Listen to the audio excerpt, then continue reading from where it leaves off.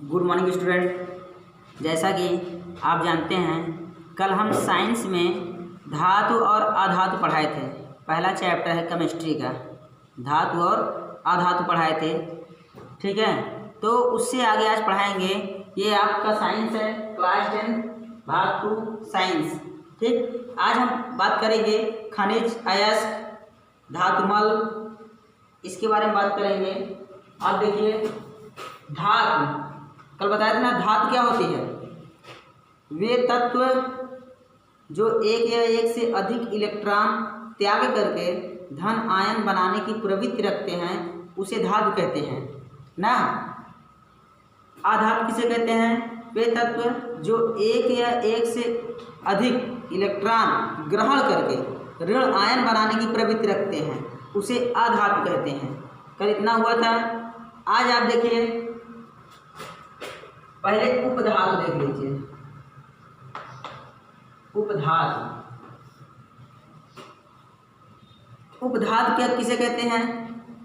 जिसमें धातु तथा अधातु, जिसमें धातु तथा अधातु दोनों का गुण पाया जाता है, उसे उपधातु कहते हैं।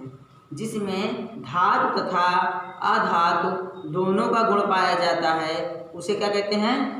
उपधातु। वे तत्व जो धातु तथा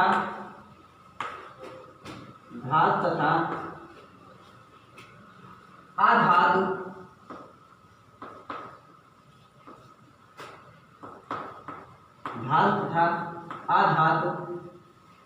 दोनों का गुण रखते हैं,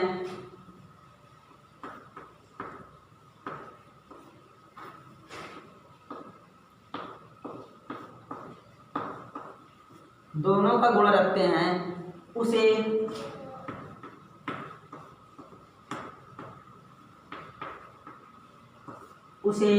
उपधातु कहते हैं। उसे उपधातु कहते हैं। एग्जाम्पल, आर्सेनिक, एंटीमनी,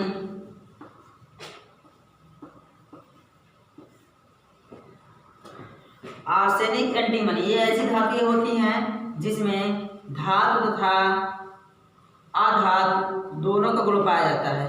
ठीक है बेटा, इसको आप राइट करते जाइएगा कॉपी में और इसे याद भी करते जाइएगा। इसके बाद आता है आपका अयस्क। अयस्क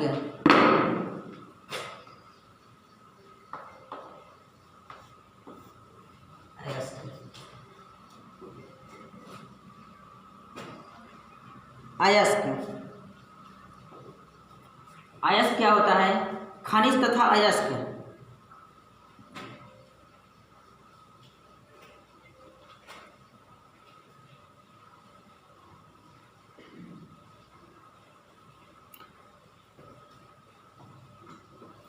जैसा कि आप जानते हैं, जैसे मिट्टी की खुदाई होती है तो उसमें सोना, चांदी, पत्थर, कंकड़, काफ़ी सारी वस्तुएं मिलती है ना, काफ़ी सारी वस्तुएं मिलती है। तो उसे हम क्या कहेंगे? खनिज कहेंगे। खनिज के बाद आता है बेटा अयस्क। जैसे आप उन कंकड़, पत्थर, मिट्टी से धातुओं को अलग करेंगे, उन वस्तुओं को अलग, जैसे कंकड़ अलग कर दिए, सोना चांदी अलग कर दिए, पत्थर जो बड़े बड़े हैं उसे अलग कर दिए, तो ये सब धातुओं को हम अयस्क के रूप में लाएंगे। ठीक, आप पहले देखिए खनिज क्या होता है?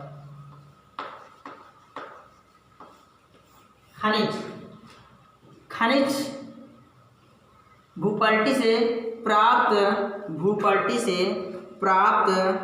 कंकड़, मिट्टी, पत्थर आदि सामूहिक वस्तुओं को खनिज कहते हैं। आदि सामूहिक वस्तुओं को खनिज कहते हैं। कंकड़ हो गया, पत्थर हो गया, मिट्टी हो गया, आदि सामूहिक वस्तुओं को खनिज कहते हैं। खनिज के बाद जैसे देखिए,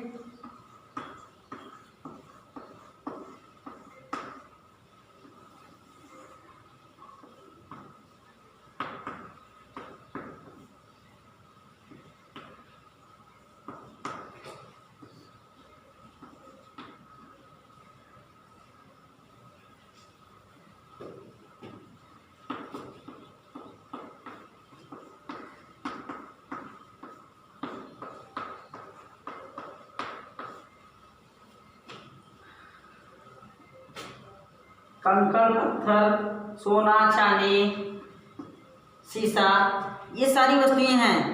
इसको सामूहिक रूप से जितना है बेटा, इसको पूरा क्या हम कहेंगे? खनिज। क्या कहेंगे? खनिज कहेंगे। ठीक, इसको खनिज कहेंगे। अगर हम इसी को अलग अलग कर देते हैं, क्या कर देते हैं? अलग अलग कर देते हैं, तो आपको क्या कहलाएगा? अयस्क कहलाएगा। ठीक, तो भूपर्टी से प्राप्त कंकड़, पत्थर, मिट्टी आदि वस्तुओं को सामूहिक रूप से खनिज कहते हैं। अयस्क में आइए। अयस्क क्या होता है? कंकड़, मिट्टी, पत्थर से प्राप्त धातु को अयस्क कहते हैं।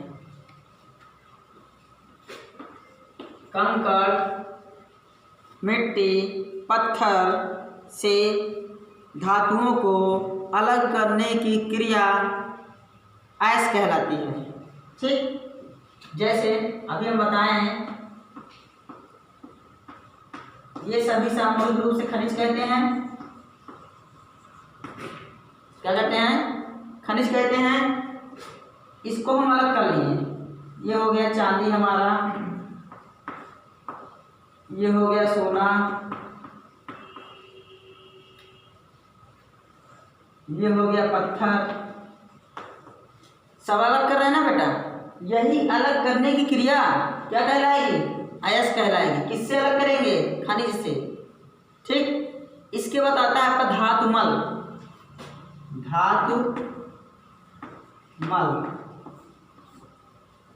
धातुमल क्या होता है? जैसे आप सोने को अलग करेंगे या तो चांदी को अलग करेंगे या तो एल्युमिनियम अलग करेंगे, किसी भी धातु को जब आप अलग करेंगे तो उसमें कुछ थोड़ी मात्रा में मिट्टी होती है, मिट्टी के कण होते हैं, तो उसे शुद्ध रूप से अलग करने की क्रिया को धातुमल कहते हैं।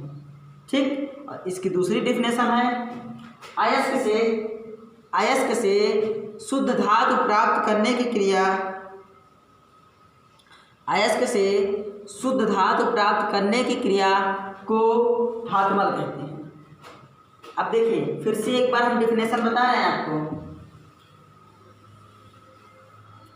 पहले क्या? खनिज। भूपर्टी है हमारे पास, भूपर्टी से जितनी भी वस्तुएं निकलती हैं सामूहिक रूप से खनिज कहते हैं। ठीक है, उसके बाद अयस्क क्या कहते हैं? अयस्क को उससे खनिज से प्राप्त धातु को अयस्क कहते हैं। खनिज से जो धातुएं हम प्राप्त कर लेंगे, अलग अलग कर लेंगे, उसे क्या कहेंगे? अयस्क कहेंगे। अब क्या आता है? धातुमल आता है। अयस्क से शुद्ध धातु प्राप्त करने की क्रिया को धातुमल कहते हैं। कोई दिक्कत बेटा? कोई प्रॉब्लम नहीं? इसके बाद इतने डिफिनेशन आपको लिखना है। ठीक, डिफिनेशन हम बोले हैं, आप बार बार वीडियो को रिपीट करके देख लीजिएगा। बैक करके वीडियो देखकर आप वीडियो से डिफिनेशन को लिख लीजिएगा। इसके बाद आता है निस्तापन, भर्जन, प्रगलन। हाँ, एक बात और है, इन तीनों में खनिज, अयस्क और धातुमल, इन दोनों में एक आपका यूपी बोर्ड में क्लियर है, 1 नंबर का आएगा। ठीक है, डिफिनेशन लिखने के लिए आप ध्यान दीजिएगा। इसके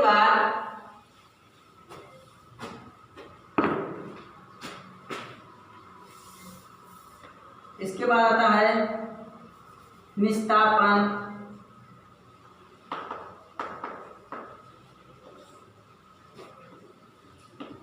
भर्जन,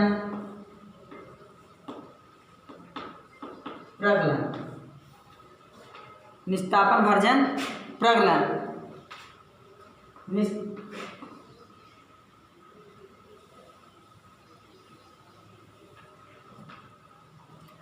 धातुमल में 2 डिफिनेशन और होती है।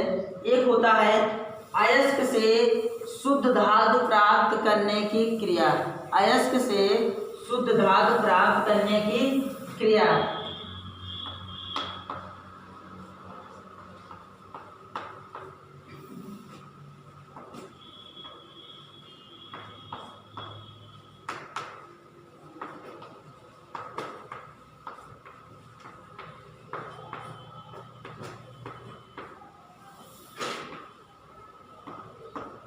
अयस्क से शुद्ध धातु प्राप्त करने की क्रिया। इसमें 3 डिफिनेशन आती है बेटा। पहला होता है फेन प्लवन विधि,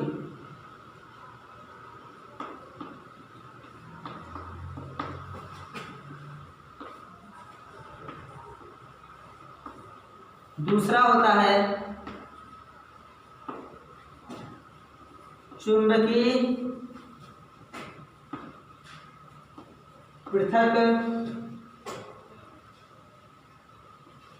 चुंबकीय पृथक्करण विधि, तीसरा होता है विद्युत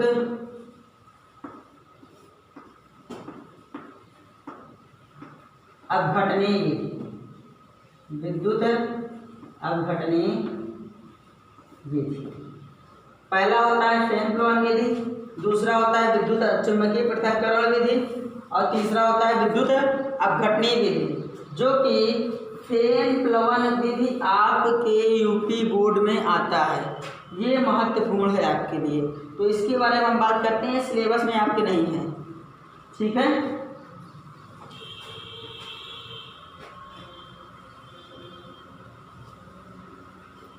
फेन प्लवन विधि, फेन प्लवन विधि, फेन प्लवन विधि। फेन प्लवन विधि क्या है बेटा?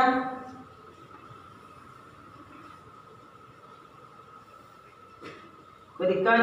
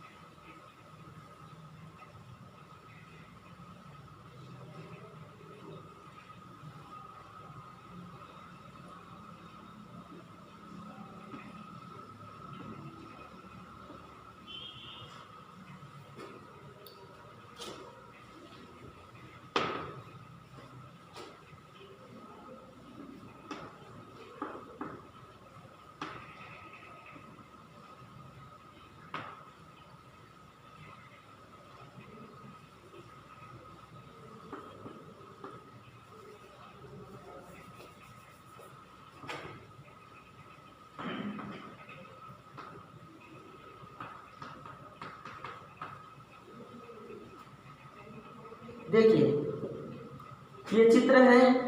फेन प्लवन विधि में क्या होता है, जिस भी अयस्क को हमको शुद्ध करना होता है, ठीक है बेटा, जिस भी अयस्क को हमको शुद्ध करना होता है उसे चीड़ के तेल के साथ मिलाकर, ठीक है, चीड़ के तेल के साथ मिलाकर जल से भरे टैंक में डाला जाता है। ये जल है हमारा, क्या है बेटा, ये जल है। जल से भरे टैंक में डाला जाता है।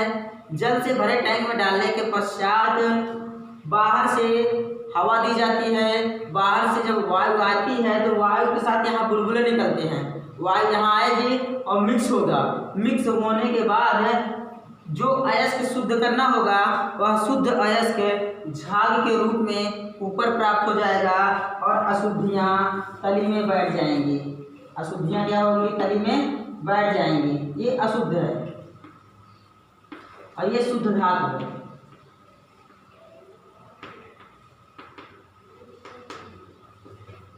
ये क्या है, शुद्ध धातु है। जैसा कि आप जानते हैं, आप भी साबुन होता है, जो साबुन होता है उसे आप जब जल में भिगोएंगे, जल में भिगोने के बाद पश्चात अगर आप पाइप से उसमें हवा देते हैं तो आप देखेंगे जितना फेन रहेंगे वो ऊपर आ जाएंगे ना, फेन रहेंगे ऊपर आ जाएंगे ना। तो उसी फेन में क्या होता है, आप देखेंगे धूल मिट्टी कण रहते हैं फेन में। तो ऐसा प्रोसेस, वही प्रोसेस इसमें होता है। ये प्रोसेस जो हम बता रहे हैं आपके घर में यूज होता है ना, और ये प्रोसेस यहाँ कंडीशन है।